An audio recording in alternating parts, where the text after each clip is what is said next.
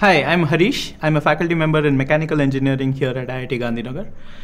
I got my PhD from the University of Michigan in 2007, and then I taught at Syracuse University for about 4 years. Hello, I am Bhaskar Datta, faculty in chemistry at IIT Gandhinagar. I joined here in December of 2011. I received my PhD from Carnegie Mellon University and then was a postdoctoral fellow at Georgia Institute of Technology for a few years.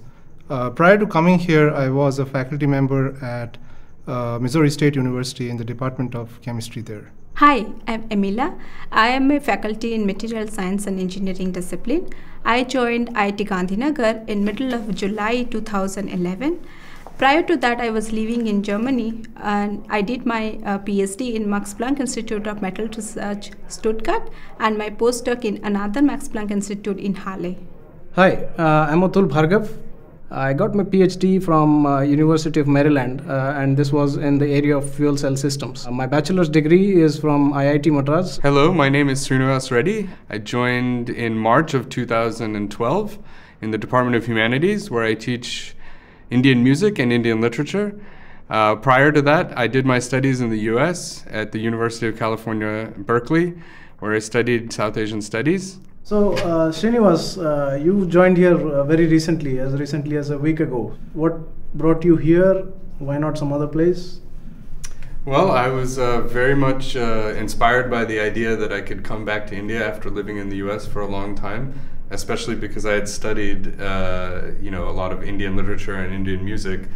And the idea of being able to teach that material back to Indians was very exciting.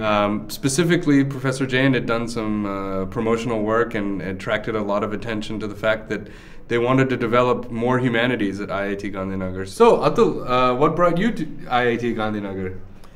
Well, I met Professor Jain when he came to Maryland. At the time, before I attended his talk, I was kind of debating whether to go into academia, going to industry. If academia, then whether I should go into an established IIT or a new IIT. But when I heard Professor Jain talk, I felt that it was more than just a new IIT. It was a chance to do something really different, a chance to do something that will be well known probably for many decades to come, a chance to be part of something that you would normally not get to be part of.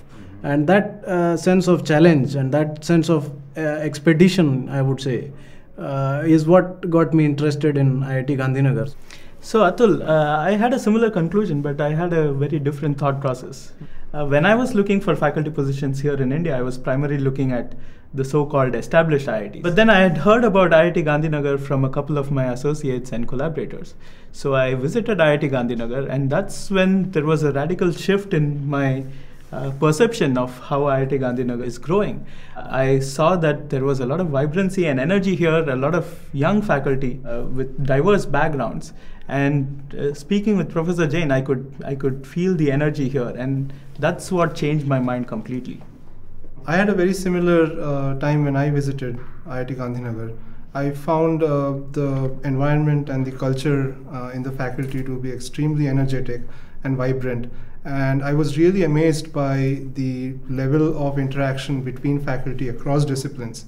That was probably, and is probably one of the main reasons why I decided to join IIT Gandhinagar. So Emila, what made you join IIT Gandhinagar?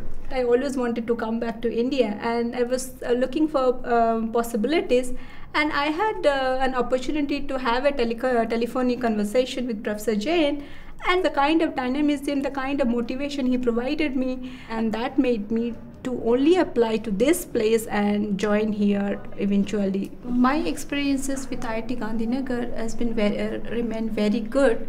The only thing is I miss the campus life. I mean, people, all the faculties, all the staff, all the students living in one campus would have given me a little bit more pleasure.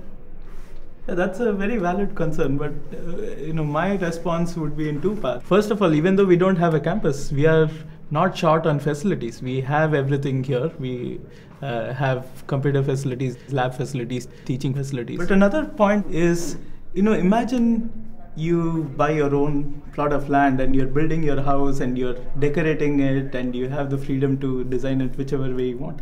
Now scale it up to a campus. So it's a very exciting time for IIT Gandhinagar in my mind. What do you think, Atul? Yes, in fact, we are just going into the master plan, architecture, design, and so on. And we are tremendously excited. We are also building research infrastructure here in the temporary campus. We are now in the process of procurement of really high-end research equipment. Such as, can you give an example? For example, XRD, SEM, AFM, NMR, mass spectrometer. In terms of having the administrative infrastructure to actually have things happen, I think is something really great, because you can have a wonderful campus with lots of buildings and all sorts of things, but if you can't get anything done, then there's no fun and no enjoyment of that facility. So I think the critical thing that I've seen here is the very inspired, clear-thinking people on the ground, which I think makes the university exactly what we want it to be. We have already 3 buildings completely built and functional with labs inside them, including research and also teaching labs. We are in the process of building a 4th one, and then we are already planning for a 5th one, and this is all in the temporary campus. So the idea is that we should never compromise on research or teaching. How do you see IIT Gandhinagar projected, let's say, 10 years down the line? I think IIT Gandhinagar is going to have a unique campus. It's going to have a very open work culture. Of course, it starts with the director, but I see that the same culture is being absorbed by the young faculty here, and now it's no longer Professor Jain who is driving most of the initiatives, but it's coming from the faculty. So I think this foretells a very exciting future for IIT Gandhinagar.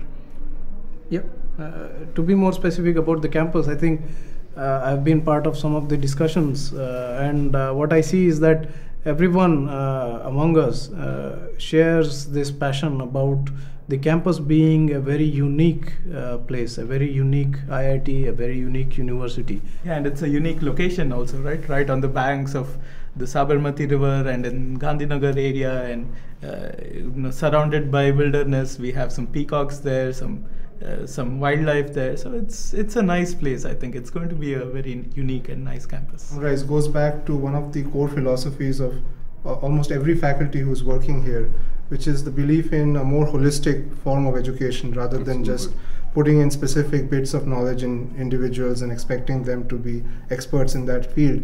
That is definitely having a lot of resonance across campus in any discipline that you can reach into. And I think that is definitely something that makes IIT Gandhinagar very prominent. I would say, again, I like to compare IIT Gandhinagar with a great expedition that you would undertake with a group of highly motivated people. And I see this as a great expedition that is taking off from the base camp, and we have places to go. The